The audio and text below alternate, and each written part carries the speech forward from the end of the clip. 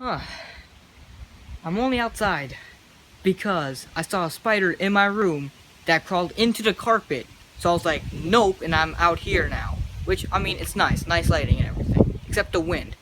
It's really windy outside. And a little bit chilly, even though it's in summer. I don't know what's going on here, but focus is on Apple. Okay, so WWDC 2016, Apple's big event, which we saw new watchOS 3, tvOS, and new tvOS, macOS. Yes, they changed the name from OS 10 to macOS. What was it, Sabrina or something? Saria or something like that. And iOS 10. A lot of good stuff. So yeah, starting with watchOS, it now has faster lap launching. So you know how like when you open an app on the Apple Watch, you know, it takes time to load. Now it's just like an iPhone, you just open it and it's like right there. And now they have this new thing called dock on the watch. So now like you can pick what apps can go on the dock. So it's basically like a quick access to all the apps that's on the dock. And it adds to the clock face. So like on each corner there's like different apps. If you press on it, it'll take you to the app. So yeah, quick access anywhere pretty much. Now there's a control center on the watchOS. Well, I mean there's been one before, but like a better version of control center. And now they're actually calling control center. So you see like your battery percentage, you know, airplane mode, you know, Wi-Fi, Bluetooth, all that stuff is right there. And yeah, now you can have quicker replies when text messages are sent to your watch. And now they have this new thing. This is why outside filming is a little tough. They now have this new thing called Scribble, which is basically a typing, but like without a keyboard. You basically write out what word you want to say, or like what response you want, and it will translate that to a text, and you can just send it like that. That's actually really cool. Like now you can just draw on your, it's more efficient to use your watch to reply to text messages now instead of just picking up your phone and write what you want to say. Now there's a new Minnie, you know, the character from Disney. There's a new watch face for that, kind of like relating it to Mickey Mouse. Now you have Minnie Mouse. It comes in different colors, so depending on like a band or whatever, it's like you can get like blue, yellow, red, pink, whatever. Yeah, so now you have a different dress color for Minnie for the watch. Now you can switch clock faces just by swiping through each one, so it's a lot easier to switch through whatever watch face you want to use. And now there's a new Reminders app and a new Find My Friends app. You know, it's the same thing as it is on the iPhone and stuff, so same stuff. Now they have this new thing called SOS. When you press and hold on the side button, it will immediately dial 911 or like emergency services, and you can use that and it'll show like your medical ID and all that crap. Not crap, but you know what I mean. It also sends an alert to your emergency contact, so now along with a map, so now they know what's going on with you. If you need any help or anything, now they can come to you. They can find out about you basically. So now it's international, so if you're in a different country and you don't know their emergency number, you can just press and hold on the side of the Apple Watch, and yeah, same thing happens there too. So now there's a new app called Breathe on the Apple Watch, which basically, it's like a meditating app. So that's all it is really. And now you have Apple Pay within apps in the Apple Watch. Just like on the iPhone, you can pay for stuff. Now you have it there too. And the release date, well, beta you can get now or like in July. One of those, you get a beta. And then like the actual release date will be in fall of this year. So yeah. Next we have tvOS. There's a new version of the remote app on your iPhone. So now you can just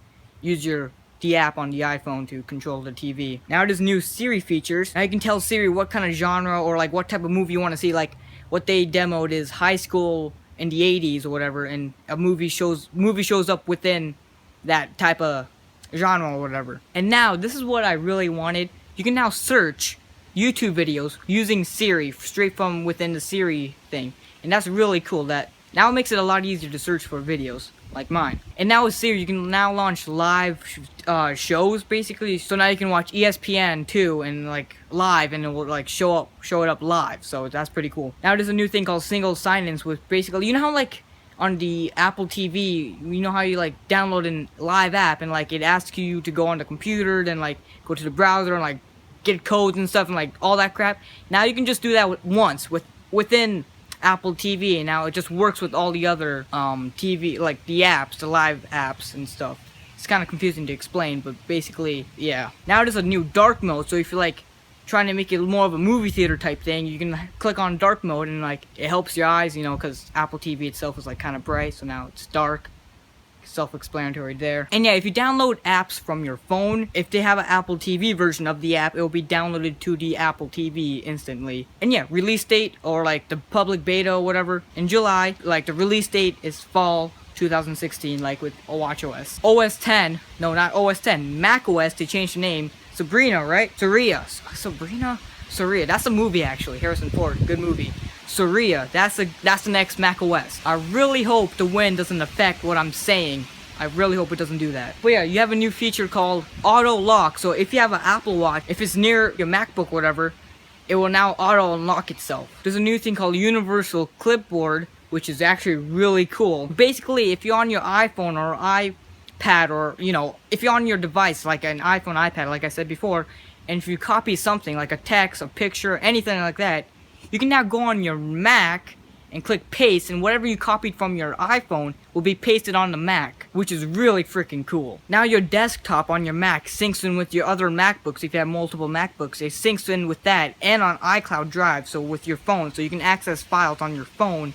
Whatever is on your Mac, you can access on your phone or like another MacBook. This is a cool feature that they added in. It deletes data that you no longer need. Now, okay, it sounds a little weird, a little sketchy, but the point is it deletes like stuff that you really don't need. It saves storages on your phone or on your Mac, saves storages on your Mac, and basically it like deletes like Safari cache and like mail with like attachments that you don't need anymore, unnecessary documents and all that. It'll just get rid of it, save space on your Mac. And of course, Apple Pay is now on your Mac, so if you buy something with Apple Pay, your iPhone will get a notification saying that your Mac it's getting a request to use Apple Pay, and you just use Touch ID on your Mac or on your phone, and then your Mac gets the purchase. You know how like in Safari there's tabs, right? Now that's within every app on the Mac. So like the Maps app, there's a new tabs on it too, so you can have multiple tabs in the Maps app, and a bunch of other, apps get that too. Even third-party apps, they get those tabs too. Oh, and there's also picture-in-picture in,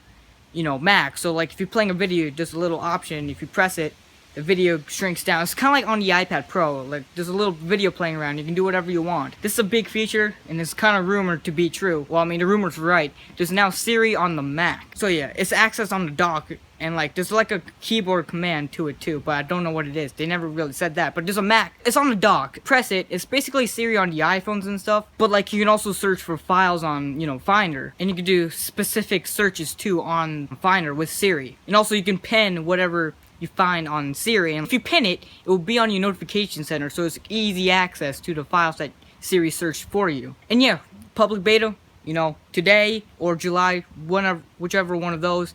And like the official release date will be fall 2016. Now, iOS 10, the biggest update out of all of them. Let's talk about that. So now there's a redesigned lock screen. So like notifications look different, act different. Android had this, or like some Android phones have this. When you raise up the freaking phone, the screen just turns on its own. Apple did this because like 3D touch on the iPhone 6s is super fast. You miss through messages or like notifications. So that's why you just lift up the phone and it wakes up, or turns on the screen, not like unlocks it, it just turns it on. So if you 3D touch on notifications, you get more options. So I think like messages, it opens up like a little conversation type thing, and you can like type and like do whatever you want, and you can get rich notifications from it. And yeah, there's a new notification center. There's a clear all button now, so you just press it and all the notifications are gone. You can also search for notifications on the notification bar. There's also new control center, like the new layout for it, and if you swipe to the side, you can get music controls. And if you're on like the lock screen,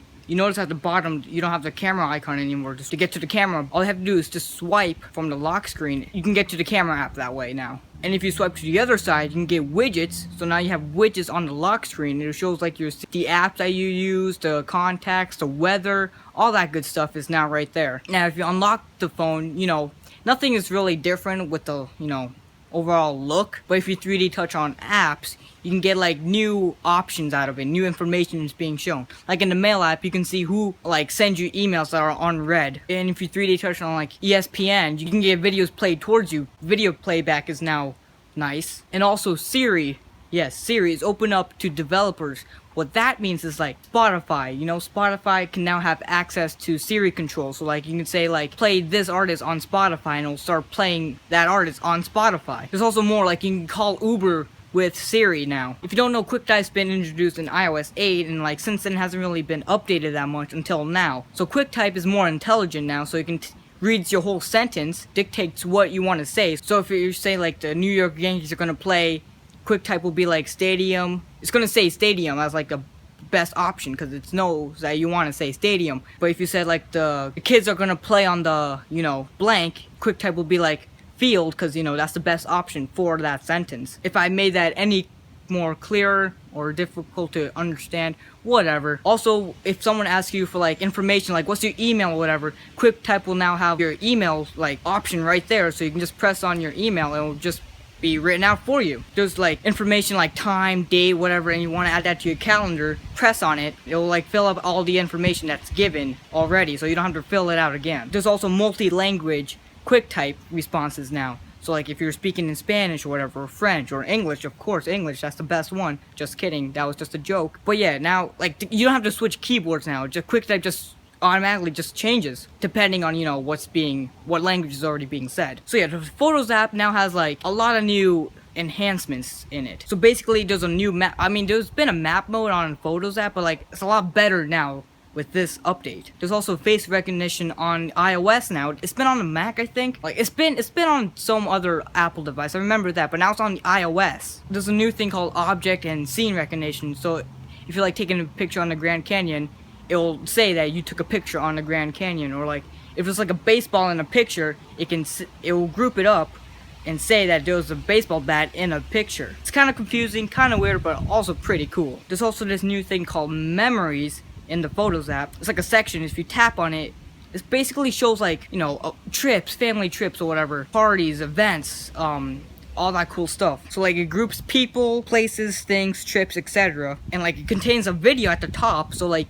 you can watch a video and see it's like a slideshow but like a video form. It's a lot neater, and it's sorted by dates too, so that's pretty cool. Maps got a lot of updates too. It got a new design, first of all. It's more proactive. So if you slide up, it shows like suggestions for like places to go or whatever. And like it showed stats about like your destination, like 15 minutes from work, 10 minutes to school, all that stuff. And like the nearby features are like, you know, more polished now. Polished. No one says that anymore. Yeah, if you're driving and like, if like traffic up ahead is like pretty slow, maps will now like show you an alternative version to get to your destination, a more quicker way. Google Maps has this stuff, by the way, so like it's nothing really new, but like for Apple Maps is new. It also has quick route details like food, gas, all that good stuff is now built in. So Apple's also opening maps to developers now, so you can make reservations inside the app, and you can book Uber rides, Lyft rides, all that stuff within the Maps app. Music and Apple Music, those got updates too. First of all, it has a new redesign, not completely new. I mean, yeah, it's kind of new. A new design. It's more simple now, but also kind of confusing. It's more simple, I'd like to say, for starters. There's a new recently added section, so like all the music that you just added, or like all the music that's been added, is there. What's cool now, it now shows lyrics. So like if you're on the like what's playing now menu, and if you swipe up, there's now lyrics that's being played, which is really cool if you listen to like a rap song, a song that you want to sing along. It has lyrics built into the music app, which is pretty cool. It also has a daily playlist, like Monday's playlist, Tuesday's playlist, Wednesday playlist, and like the mood, you know what I'm saying? Like it updates the playlist, kind of like on Spotify, and it also shows top charts straight within the app. The phone app got an update, which is really weird. So yeah, there's voicemail transcription now. So instead of like clicking on the voicemail to hear what the other person's saying, it's now like written for you, so you can read what the other person said in a voicemail. Now, you know how like you can get phone calls and like it's completely random numbers and like you receive it's spam. So now Apple labels those numbers as spam for you. Now third-party apps like, you know, what is it? What are some WhatsApp? All those apps are now integrated within the phone app. So like if you go into your recently tab on your phone app, you can see like calls from your WhatsApp app and like all that cool stuff. And like on contacts, you can see like what apps that you use to contact that person. So like WhatsApp, Snapchat maybe? No, Snapchat might not be on there. But like there's options. And yeah, you can have multi-numbers within your phone app. It's kind of weird actually how they made that. So you can receive phone calls from your work phone on your iPhone. The app that got the most updates in iOS 10 is the Messages app. You know how when you used to send a link, it just shows the link? Now like adds art to the link, so like a website preview to the link when you send it on iMessage. And if you send a video or something, it will now play the video when it's sent on like the thing. If that made any sense what I just said. And if you take a picture within the camera app, you can press on the button, you can immediately see how the picture will turn out. Like it shows like the camera view is basically built into the Messages app when you press on the camera icon. Okay, Snapchat's been doing this, but when you just send emojis, it will be 3 times bigger than how it used to be. You know, like I said, Snapchat's been doing that. Just like with word predictions with QuickType now has emoji predictions. That also goes in with the next feature, which is called Tap to Replace. So it basically replaces words with emojis. So if you write something like, I'm happy that you graduated, that's fine, right? But if you wanted to add emojis to it, but you don't know what emojis you want to add, you can press a button, and basically what that does, it highlights all the words that could be replaced with emojis. For instance, happy, the word happy would be highlighted, and the word graduated will be highlighted. And if you press on the highlighted word, it will show emojis that could be related to the word happy. So like happy emojis, like the one with the eyes closed, or just the big happy ones. And the word graduated would be replaced with like a graduation hat or whatever. It's a lot easier that way because you don't have to like search through all the emojis to find the right one. It's just right there for you. It's easier. The appearance of the Messages app, like not the app appearance, but like just like the bubbles in the Messages app there's a lot of features to it now. So basically you can just add effects to the bubbles. So like you can make the bubbles big, small, and like kind of like blurry, and if you like force touch on it, it like reveals the message. It's kind of weird but kind of cool. It has more of a Snapchat feel when you see it in action. Like with the scribble feature on the Apple Watch, you can now do the same thing on the Messages app on the iPhone, iPad, and you're like, yeah, you can send your heartbeats now on the Messages app like you could do on the Apple Watch. Now there's full screen effects, so like the whole thing can be affected if you just press a button. I don't know what button it really was. I think it's like force pressing on something like that. Either way, it's basically like adding a animation background to the Messages app, like, or the conversation, if that makes any sense. And plus with like the bubble effects, you can like press and hold 3D touch on it, and like those options will show up like what you want the effect to be. Also, just like with Maps and Siri, the Messages app will now be open to developers, so like you can have like stickers involved into it, like kind of like Facebook messages. You know how like has stickers and like GIFs and all that stuff. Yeah, that's gonna be added to the Messages app. And yeah, and all those apps can be contained in this option called App Drawers within the Messages app. So if you press it, you can have all those options. And yeah, that's kind of all the big features to iOS 10. There's also like other minor stuff, like you can share notes with other people and like collaborate on notes, and like conversation view and within the Mail app and stuff, like live photo editing. Live photos was a gimmick, but apparently they're really pushing it hard. So like you can edit live photos now, and split view and Safari on the iPads. A lot of privacy. They're really adding a lot of privacy to the app, or to the software, not the app. The whole overall software. So like end-to-end encryption, on-device intelligence, no user profiling, and differential privacies. All that stuff is being added to iOS 10, including more features and privacy to iOS. And yeah, iOS will be available for iPhone 5 and newer, iPod Touch 6th generation, iPad Mini 2 and newer, iPad 4th generation and newer, including iPad Airs and newer, and all the iPad Pro models. Like there's only one model, like the bigger iPad Pro and the smaller iPad Pro, they're getting iOS 10. And apparently the 5th generation iPod Touch and the iPad Mini, the first one, all getting iOS 10 too. So all the devices I just named are getting iOS 10. And yeah, release date, guess what? Oh, this one's coming sooner. This fall. You can get a public beta this July, so if you want it early and get bugs on your iPhone, go ahead, that's free.